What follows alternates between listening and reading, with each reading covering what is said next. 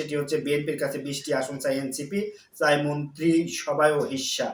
তো 20টি আসনের পরিবর্তে তারা হয়তো মন্ত্রিসভায় কয়জন যাবে সেসব বিষয়টি যখন প্রথম আলো নিউজ করেন, তারপরে কিন্তু অন্যান্য সোশ্যাল মিডিয়াতে এই নিউজ ছড়িয়ে পড়ে এবং নাসিরউদ্দিন পাটোয়ারি এনসিপির অন্যতম এখন আলোচিত ব্যক্তি, তিনি আবার সেটি পোস্ট করেছেন যে প্রথম আলোর মতি ভাইকে বলবো, হয় আপনি সাংবাদিকতা করেন, না হয় রাজনীতি করেন, প্রয়োজনে এনসিপি থেকে আমরা আপনাকে মনোনয়ন দেব, তাও অপসাংবাদিকতা বন্ধ করেন।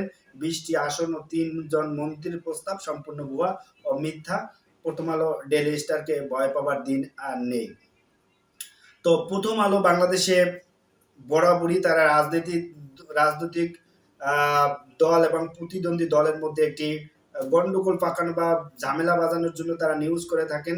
তাদের নিউজে অনেক সময় অনেক কিছু অথেন্টিক থাকে না এবং তারা সেই নিউজটি করে থাকেন।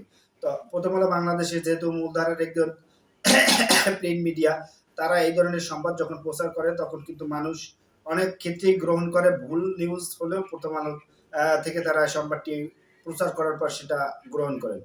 তো এনসিপি যে তাদের কাছে বিএনপির কাছে সিট চেয়েছে, তার কোনো আসলে বিএনপির নেতারা কোনো সদুত্তর দেননি এবং নাহিদ ইসলাম আজকে কিন্তু তিনি ঘোষণাই দিয়েছেন এর 3 ঘন্টা পরে আবার এই সেই সংবাদটি থেকেছেন এবং 3 ঘন্টা পরে প্রথম আলো আরেকটি রিপোর্ট করেন যে নাহিদ ইসলামকে বরাদ দিয়ে বলেন যে আমরা এককভাবে নির্বাচনের প্রস্তুতি নিচ্ছি এবং 300 আসনেই লক্ষ্য আমাদের।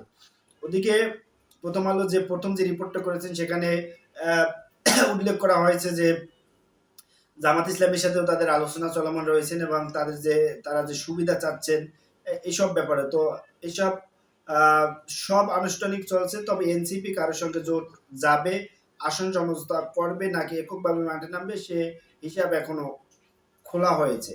দলটির গুরুত্বপূর্ণ নেতাদের কেউ কেউ ব্যক্তি পর্যায়ে জামায়াত ইসলামীর সঙ্গেও যোগাযোগ রেখেছে বলে জানা গেছে।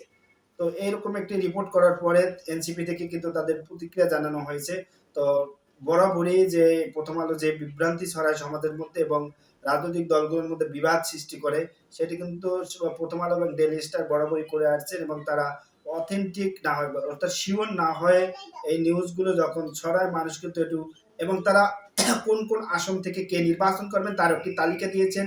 তো দলের আহ্বায়ক নাহিদ ইসলাম তিনি ঢাকা 11 আসন থেকে নির্বাচন করতে চান। সদস্য সচিব আক্তার হোসেন নির্বাচন করবেন রংপুর 4। নাসিরউদ্দিন পাটোয়ারি আগ্রহ ঢাকা অথবা চাঁদপুর 5। তাসলিম যারা ঢাকা 9 আসন থেকে এবং জ্যেষ্ঠ যুগ্ম আহ্বায়ক আরিফুল ইসলাম আদিব ঢাকা 14 আসন থেকে নির্বাচনের প্রস্তুতি নিচ্ছেন। এনসিপি উত্তরাঞ্চলের মুখ্য সংগঠক সাজিদ আলম পঞ্চগড় 1 থেকে এবং দক্ষিণাঞ্চলের মুখ্য সংগঠক হাসান আব্দুল্লাহ কুমিল্লা 4 আসন থেকে নির্বাচন করতে চান। দলের জ্যেষ্ঠ মূর্খ সমন্বয়ক আব্দুল হান্নান মাসুদ নোয়াখালী 6 আসন থেকে নির্বাচনের প্রস্তুতি নিচ্ছেন। এবার এই আসনের মধ্যে শুধু ঢাকা 9 এবং 18 আসন ছাড়া সব কটিতেই প্রার্থী দিয়েছে বিএনপি। তবে এই 2 আসন তারা বিএনপির বা এনসিপির প্রার্থীর জন্য ফাঁকা রেখেছে কিনা তা জানা যায়নি। তো জানা না যাওয়ার পরেও তারা কিন্তু এই সংবাদটি ছাপিয়ে দিয়েছেন এবং এই সংবাদটি কিন্তু সব মূলধারার গণমাধ্যম এবং সবাই কিন্তু এটি প্রচার করেছে। এর বাইরেও এনসিপি আরো অর্ধশতাধিক কেন্দ্রীয় নেতা নির্বাচন করতে চান। তাদের মধ্যে মনিরা শারমিন নওগাঁ 5, সরোয়ার তুষার নরসিংদী 2, আতিক মুজাহিদ কুড়িগ্রাম 2, আব্দুল্লাহ আল আমিন নারায়ণগঞ্জ 4, এইচ এম সাইফুল মুস্তাফিজ সিরাজগঞ্জ 6, আশরাফুদ্দিন মাহাদি ব্রাহ্মণবাড়িয়া 2 এবং জয়নুল আবেদিন শিশির কুমিল্লা 10 আসন থেকে নির্বাচন করতে আগ্রহী। ছাত্রদের প্রতিনিধি হিসেবে বর্তমানে অন্তর্বর্তীকালীন সরকারের আছেন উপদেষ্টা আসিফ মাহমুদ এবং আসিফ মাহমুদ সজীব ভুঁইয়া। আর এনসিপি রাজনীতির সঙ্গে যুক্ত না হলেও দলটির বিভিন্ন সিদ্ধান্ত গ্রহণের ক্ষেত্রে তাকে জানানো হয়। এনসিপি সূত্রে বলা হয়েছে বিএনপির সঙ্গে আসন সমঝোতা হলে সরকার থেকে পদত্যাগ করে ঢাকা 10 আসন থেকে নির্বাচন করতে আগ্রহী আসিফ মাহমুদ। সেটা এনসিপির মনোনয়ন হতেও পারে, স্বতন্ত্রভাবে হতে পারে। আর বিএনপির সঙ্গে বোঝাপড়া হলে মাহফুজ আলম লক্ষ্মীপুর 1 আসন থেকে নির্বাচন করতে আগ্রহী এবং বিএনপির ঢাকা 10 আসন অথবা লক্ষ্মীপুর 1 আসন ফাঁকা রেখেছে। তবে সেটি এই 2 উপদেষ্টার জন্য কিনা তা নিশ্চিত হওয়া যায়নি। তবে লক্ষ্মীপুর 1 আসনে বাংলাদেশ এলডিপির চেয়ারম্যান শাহাদাত হোসেন সেলিম জোটের প্রার্থী হিসেবে বিএনপি থেকে অনেকটাই সবুজ সংকেত পেয়েছে বলে জানা গেছে। তো বর্তমান এই রাজনৈতিক একটি দামাতুল চলছে এবং সামনে নির্বাচনকে ঘিরে যে নির্বাচনের মাঠে একটু উত্তেজনা বিরাজ করছে। তো প্রথম আলো যে ধরনের নিউজ করেন এবং এনসিপি থেকে বলা হয়েছে তারা এই ধরনের কোনো আসন সমঝোতা বা এই ধরনের কোনো প্রস্তাব তারা দেয়নি যে 20টি আসন এবং 3 জন মন্ত্রী। তো প্রথম আলো এবং ডেইলি স্টারের এই নিউজগুলো এবং মতি কি মতি, যিনি এর প্রথম আলো, তো ওনাকে নিয়ে বারবার কেন এই লেখালেখি হচ্ছেন এবং তিনি কেন এই বিতর্কিত কর্মকাণ্ডগুলো করছেন, এটা কিন্তু আসলে এই অভ্যুত্থানের পরেও তাদের প্রথম আলোর যে আগের যে চরিত্র সেটা কিন্তু এখনো বিদ্যমান রয়েছে, তাদের মধ্যে কোনো পরিবর্তন আসেনি। তো প্রথম আলো এবং ডেইলি স্টারকে আরো আরো সতর্ক হয়ে নিউজগুলো করা উচিত, এবং তারা যখন যা মনে চাচ্ছেন বাংলাদেশে ছাপিয়ে দিচ্ছেন, কারণ তাদেরকে কেউ কিছু বলতে পারেন না এবং তারা সকল আইনের ঊর্ধ্বে। তারা ভুল বললেও সেটা ভুল, যারা সত্য ন্যায়ের পক্ষে কাজ করার কথা পত্রিকাগুলো, তারা অনেক সময় ভুল নিউজ ছাপিয়ে দেয়, সেটা নিয়ে কেউ প্রতিবাদ করতে পারে না। প্রথম আলো এরকম একটি শক্তিদার পত্রিকা। তো এনসিপির আরেক নেতা নাসিরুদ্দিন পাটোয়ারি বলেছেন 15 নভেম্বর মধ্যে এনসিপির প্রাথমিক প্রার্থীর তালিকা প্রকাশ করা হবে। শাপলা কলিপুতিক নির্বাচনে অংশ নেওয়ার প্রস্তুতি নিচ্ছে দলটি। জুলাই আন্দোলনে আহত গাজী সালাউদ্দিনের মৃত্যু প্রসঙ্গে নাহিদ ইসলাম বলেন, তিনি আন্দোলনের সাহসী সৈনিক ছিলেন। গত বছর 19 জুলাই জালকুড়ি এলাকায় গুলিতে আহত হয় গলায়। স্পিন্ডেল তার একটি চোখ ক্ষতিগ্রস্ত হয়েছে। তিনি দীর্ঘদিন যাবৎ চিকিৎসা নিয়েছেন, কিন্তু সরকারের পক্ষ থেকে আহত যোদ্ধাদের চিকিৎসা দেওয়ার কথা ছিল, তারা যথাযথভাবে সেই দায়িত্ব পালন করতে পারেনি। ফলে এখানে অনেকেই কষ্ট পাচ্ছেন, লাশের সারি বাড়ছে। তিনি বলেন, আহত ব্যক্তিদের দীর্ঘমেয়াদী চিকিৎসা নিশ্চিত করা সরকারের দায়িত্ব ছিল। তো এনসিপি এখন আসলে রাজনীতিতে বড় একটি চরিত্র হয়ে দাঁড়িয়েছেন। তারা আসলে কোন দিকে যাবেন সেটিও তারা পরিষ্কার করছেন না। তারা বরাবরই যেটা ঘোষণা দিয়ে আসছেন যে তারা 300 আসনেই নমিনেশন দেবেন এবং তারা নির্বাচন করবেন, এবং তারা সেই 300 আসনে নির্বাচনে অংশগ্রহণ করতে চায়। তো এটি আসলে তাদের কোনো ফাঁকা বলি কিনা, এবং পরবর্তীতে শেষ সময় তারা আসলে কোনো বড় দলের সাথে জোট করবে কি না, সেটা আসলে দেখার বা সময়ের ব্যাপার। সময় বলে দিবে যে এনসিপি আসলে কি করতে চায়। এনসিপির উপর যে অভ্যুত্থানের পরে যে দায়িত্ব, আহতদের চিকিৎসা, সুচিকিৎসার ব্যবস্থা করা, বা সেটি সরকারের উপর দায়িত্ব ছিল, কিন্তু সেটা তারা করেনি, এবং সরকার কোনো দলের আনুগত্য হয়ে এবং তাদের যে নিজস্ব স্বার্থ সেটি হাসিল করাই ব্যস্ত ছিল। কিন্তু বাংলাদেশের মানুষের বা অভ্যুত্থানের পরে তাদেরকে যে উপদেষ্টা বানানো হয়েছে, তাদের যে দায়িত্ব ছিল, তারা সেটা কতটুকু পালন করতে পেরেছেন সেটা কিন্তু জনগণ এখন বলাবলি শুরু করেছেন।